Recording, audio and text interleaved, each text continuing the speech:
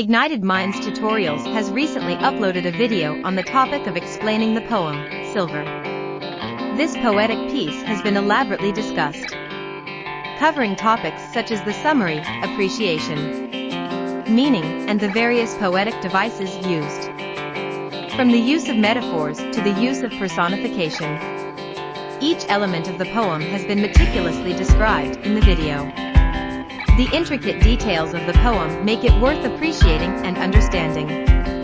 The poem represents the idea of age, beauty, time, and how time conquers everything. The poet has beautifully depicted how age has only increased the value and beauty of silver, and how it stands the test of time. By explaining silver, the viewer can gain an insight and knowledge about the concept of personification and the depth of the artistic sense in poetry. Understanding such poems is essential as they are a testament to the creativity and ingenuity of poets who take us on unforgettable poetic journeys. Overall, the video has been very informative and provides an excellent source of education that delivers justification to the poetry of silver.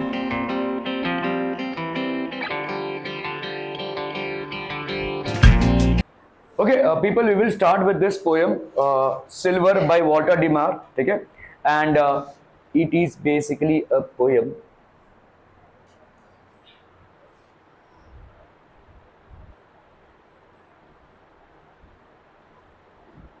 अरे भाई साहब क्यों नहीं चल रहा है?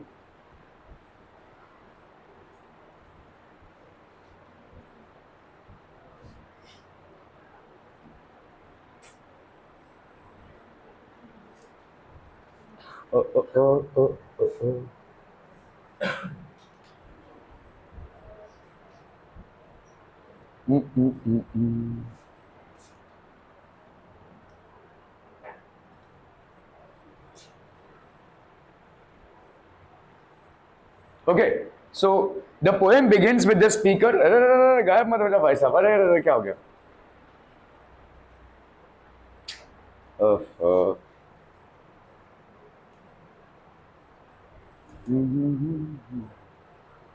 ऐसे ही पढ़ाना पड़ेगा इसको तो.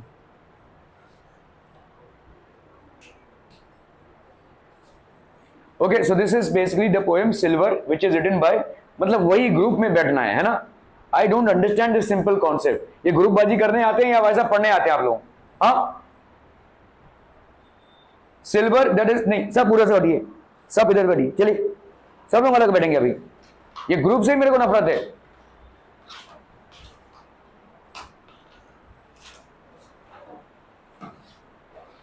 So Silver is basically a poem which is written by Walter de Mar. Okay, what is the poem? The poem begins with the speaker stating the light of the moon is casting down on the earth.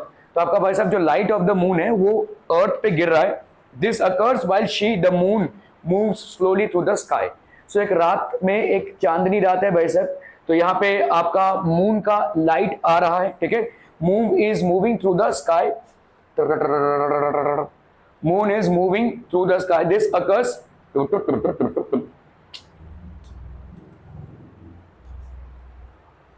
ये क्या हो रहा है भाई साहब? Okay, so stating that the light of the moon is casting down on the earth. This occurs while the moon, moves slowly through the sky.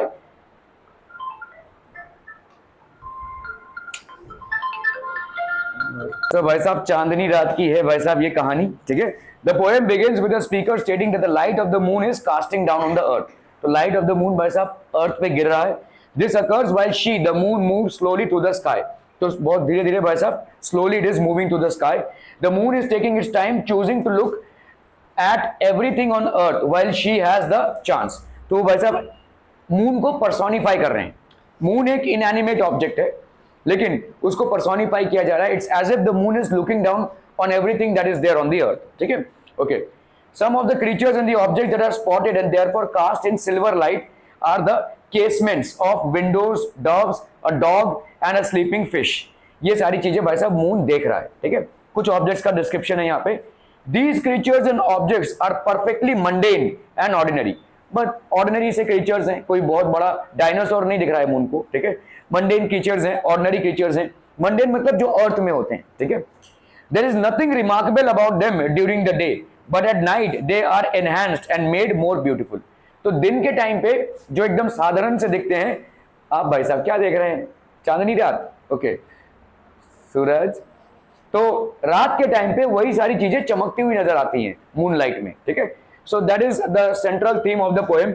मतलब moon light में चीजें ब्यूटीफुल लगती हैं, इसके लिए पोएट ने क्या किया है इस पोएम में, बेसिकली मून को ही पर्सोनिफाई कर दिया है। As if the moon is travelling through the earth and while travelling it is looking at everything down which is there on the earth, ठीक है, okay.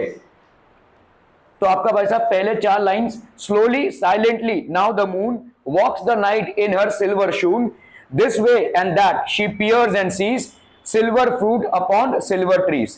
Moon shoon, A S sees trees, B तो आपका भाई साहब rhyming scheme पहले paragraph पर क्या हो गया, A.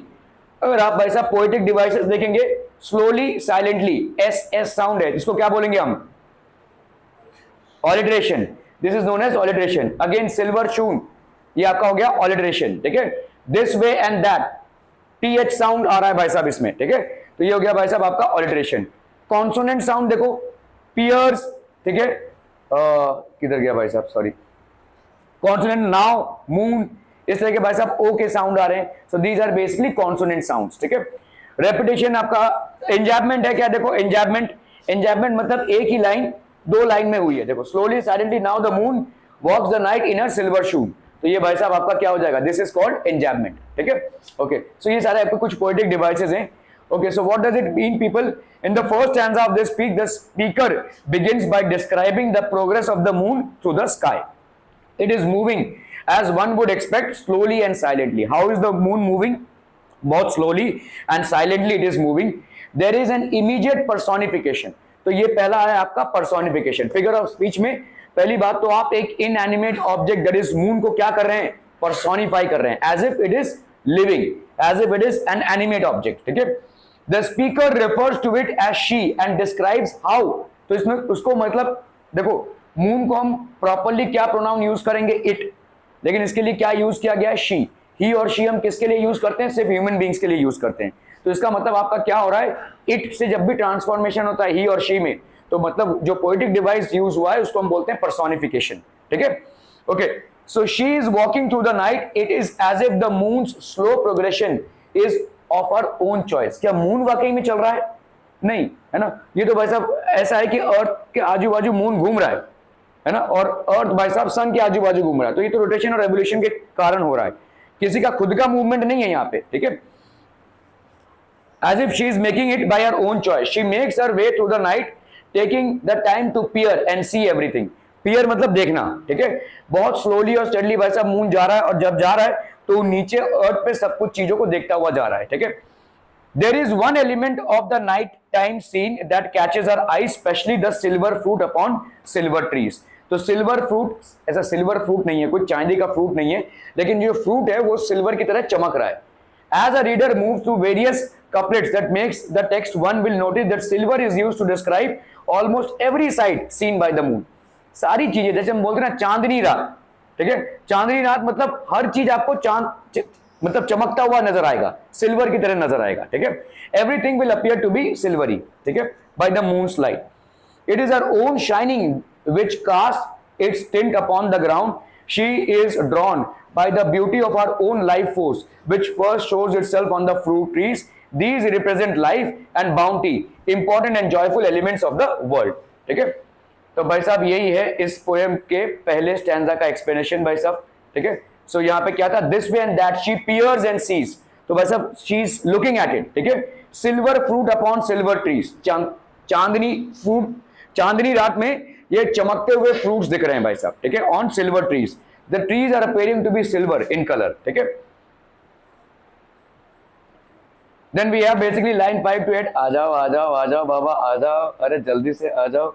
One by one the casements catch her beams beneath the silvery thatch, couched in his kennel like a log with paws of silver sleeps the dog, ठीक है। तो आपका कैनल मतलब समझते हैं, कैनल मतलब जहां पे डॉग्स रहते हैं, ठीक है।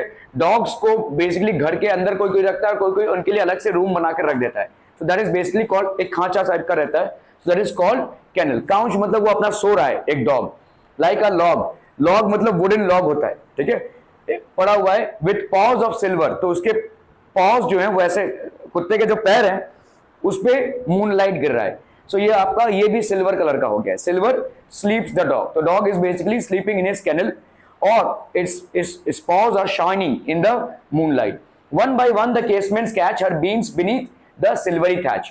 तो वो एक एक करके भाई साहब सारी चीजों को देख रहा है। मून जो है अपने नीचे धरती पे सारी चीजों को देखता हुआ जा रहा है, ठीक है। So one by one, so that is the second stanza. In the following set of lines, the speaker moves on to describe additional sights the moon sees. Her eye is soon drawn to the casements. Casements, this word refers to the part of a window set on a hinge. ठीक है, तो मतलब पुराने जमाने में जो घर होते थे हमारा, तो देखोगे ज्यादा करके आपके घरों में स्लाइडिंग विंडोज होते हैं, लेकिन पुराने जमाने में जो घर होते थे उन पे भाई साहब एक्चुअली में वुडन विंडोज होते थे, तो इनको हम बोलते हैं केसमेंट्स, ठीक है। दीज आर नोन एज केसमेंट्स, ठीक है। The word refers to a part of a window set on a hinge. The small metal bits of its construction catch the light beautifully. One should now be able to relate the light to two very different types of objects, both organic and man-made creations, ठीक है, are impacted by the moon. So जो भी organic है, organic मतलब जो आपका flora and fauna है जिसपे भाई साहब आपका मून लाइट गिर रहा है, प्लस जो मैन मेड ऑब्जेक्ट्स हैं सारे पे मून लाइट गिर रहा है और एक सिल्वरी अपीयरेंस दे रहा है, ठीक है। The movement described in this first couplet of this section happened beneath the silvery thatch. Silvery thatch मतलब ऐसा लग रहा है कि मूनलाइट में सारा सब कुछ सिल्वरी हो गया है। So beneath in the silvery thatch, ठीक है। This is a reference to the roof of a building, like a house in this case. Here the light has found a place to shine within the confines of a home that is likely not very elaborate. A thatch roof is most often made of straw or similar material. All the same, the windows and the roof shine. तो मतलब thatch मतलब झोपड़ा जो होता है उसके ऊपर ऐसा thatch होता है, तो ऐसा लग रहा है कि सब कुछ सिल्वरी हो गया है, ऐसे मून का लाइट ऐसे गिर रहा है और सब कुछ जो है तो वर्ल्ड में सिल्वरी हो गया है, ठीक है। In the next two lines the speaker moves on to something with more life, let's a dog. This specific animal is sleeping like a log, log मतलब होता है लॉग ऑफ वुड, ठीक है। It is sleeping in its kennel like a log. और outdoor shelter, outdoor shelter होता है, जो लोग डॉग्स पालते हैं, जो लोग बंगलोज वगैरह में रहते हैं, तो generally they prepare a kennel where the dog is made to sleep, ठीक है। Here without his knowledge the moon touches him and turns his paws silver. तो वो ऐसे भाई साहब अपना सो रहा होगा, उसके पांव ऐसे रहेंगे, उस पे भाई साहब मून लाइट गिर रहा है, and that has turned out to be silver. This is a magical moment made even more so by the mundane nature of the subject, ठीक है। तो एक मैजिकल मोमेंट है भाई साहब। From their shadowy coat with white breast peep of doves in a silver feathered sleep. Doves मतलब आपके चिड़िया होते हैं, ठीक है। तो भाई साहब चिड़िया का पूरा कोट जो है तो सिल्वर हो गया है, छोटे छोटे डव्स होते हैं, ठीक है। They are very small birds. A harvest mouse goes scampering by, एक भाई साहब हार्वेस्ट माउस मतलब क्या बोलते हैं, जो लोग गेहूं वगैरह खाते हैं, ठीक है, ऐसा माउस वो जा रहा है भाई साहब, क्योंकि ज्यादा करके माउस लोग नाइट में एक्टिव होते हैं, ठीक है। With silver claws and silver eye, so everything appears to be silver, और इसीलिए इस पोएम का नाम भी सिल्वर है। सारा जो भी है आपका चांदनी रात में सारा सब कुछ सिल्वर ही अपीयर हो रहा है, ठीक है। Okay, so what in the next set of couplets the speaker moves on to another type of animal, a dove. Dove is basically a bird. In this case many doves, they are within the shadowy coat or shelter sleeping. All the world is resting and no one aside from the speaker and his intended listeners knows the beauty occurring outside. The silver touches the doves this time as well as the harvest mouse. तो अभी पहले उसने silver की किसकी बात की, silver basically आपके केसमेंट्स को टच कर रहा था। केसमेंट्स मतलब विंडो पेन्स, ठीक है। फिर भाई साहब किसको टच कर रहा था, डॉग को in a kennel. Now it is touching the doves and a harvest mouse. ये सारे क्रीचर्स हैं। कहीं पे उन्होंने भाई साहब मैन मेड थिंग्स लिया है, जैसे केसमेंट मतलब मैन मेड थिंग होता है, ठीक है। कहीं पे उन्होंने डव लिया है, कहीं पे भाई साहब आपका क्रीपिंग क्रीचर लाइक माउस लिया हुआ है। तो इन सब पे भाई साहब चांदनी रात का एक सिल्वरी अपीयरेंस आ रहा है, ठीक है। It is important to note that the poet has specifically chosen the least remarkable of subjects for this piece. तो मतलब एकदम ही कोई इनमें बहुत एकदम जो आम चीजें हैं वो उन्होंने डिस्क्राइब किया है। एक विंडो पेन में क्या खास है, एक माउस में क्या ही खास है, एक डव में भी कोई खास नहीं है, ठीक है। These are not special creatures, but they look special in the moon light, they look silver. ठीक है, एक डॉग जो घर का पालतू कुत्ता है उसमें क्या ही खास है, ठीक है, लेकिन they look special by the moon light that is incident on them. ठीक है, silver eye, these creatures take on air of mystery they did not previously have. It was Delamar's intent to make a reader rethink the value of these everyday organisms and inanimate objects underneath a sky. ठीक है, तो underneath the silvery sky it has all turned different, and marvelous fish in the water gleam by silver reeds in a silver stream. तो अभी भाई साहब आते हैं हम फिश पे, एक स्ट्रीम पे जो भी सिल्वर अपीयर कर रहा है और उसमें जो फिशेस हैं वो भी सिल्वर अपीयर कर रहे हैं। ठीक है, so all around them the silver reads move steadily with silver stream. ठीक है, इट इज इजी। तो आपका भाई साहब द ब्यूटी ऑफ, तो क्या क्या चीजें सिल्वर, बहुत एकदम कॉमन चीजें उन्होंने उठाई हैं। एक तो उन्होंने उठाया casements which were appearing to be silver. Casements are what, window panes. ठीक है, मैन मेड विंडो पेंट्स। फिर उन्होंने एक डॉग को दिखाया जो भाई साहब सो रहा था अपने कैनल में और उसके सिल्वरी पाउस थे। ठीक है, एक Dove was also shining like a silver. Dove मतलब होता है एक चिड़िया। ठीक है, देन व्हाट एल्स, कोई है ही नहीं भाई साहब। हाँ, माउस, हार्वेस्ट माउस को दिखाया भाई साहब। बहुत ही साधारण क्रीचर्स है ये। Then it came to the fish, the stream in which the fish was and it all appeared to be silvery. The beauty of moonlight, the main theme of the poem Silver is the significance of moonlight at night. The poem begins by introducing the moon into the world at night, and thereafter the silver radiance brought about it in nature by its glow is explained through various examples like fruits, trees, dogs, etc.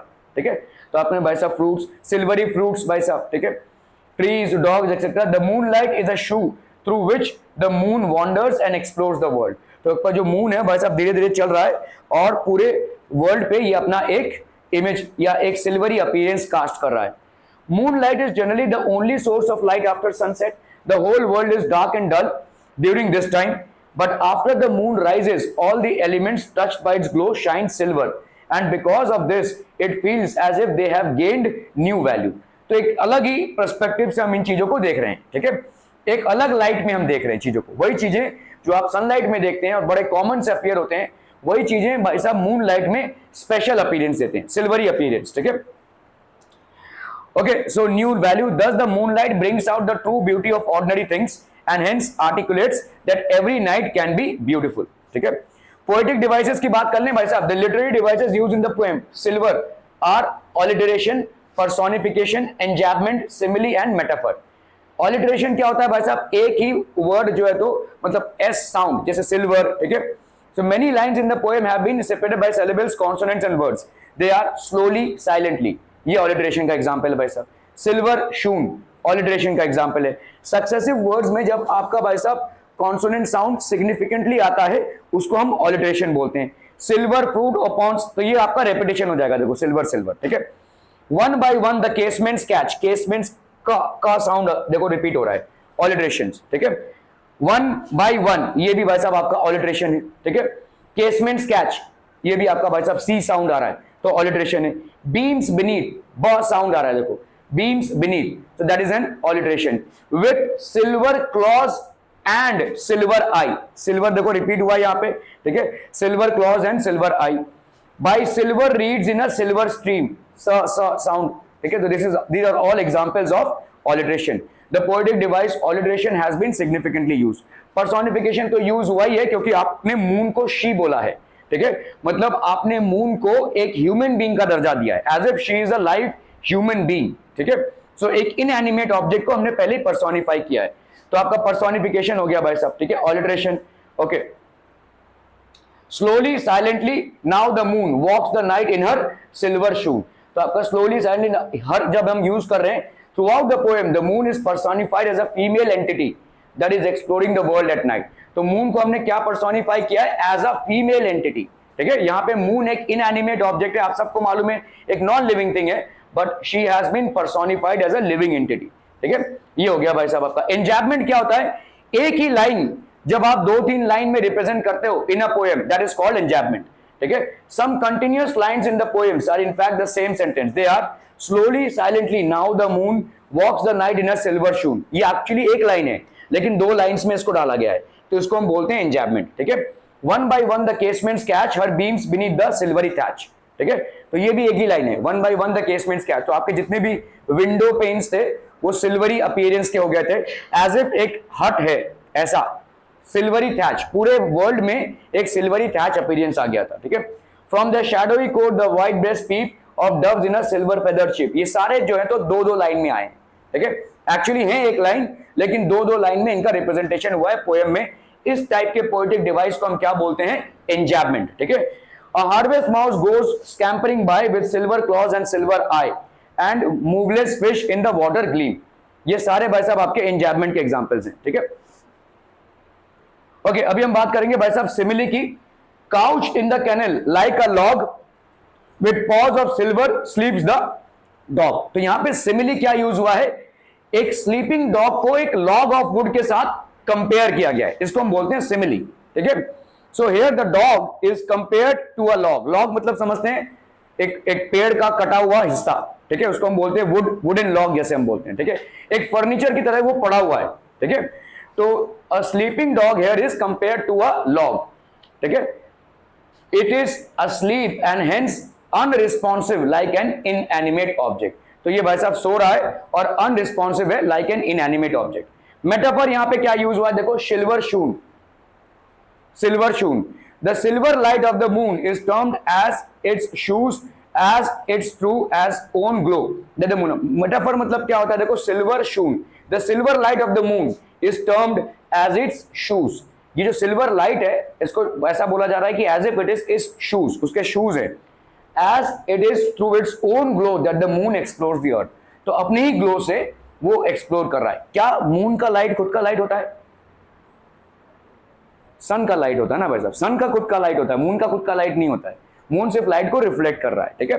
So the silver light of the moon is termed as its shoes, इसके shoes की तरह है as it is, तो ये आपका एक metaphor हो गया, दिस इज बेसिकली मेटाफर, ठीक है, क्लियर है। सिल्वर लाइट जो मून का है उसको किसके साथ कंपेयर किया गया है, as if it is its shoes, इस तरीके के पोएटिक डिवाइस को हम क्या बोलते हैं, मेटाफर, ठीक है। ओके भाई साहब हो गया, थैंक यू, ठीक है। सिल्वर आप अभी आप देंगे टेस्ट टेस्ट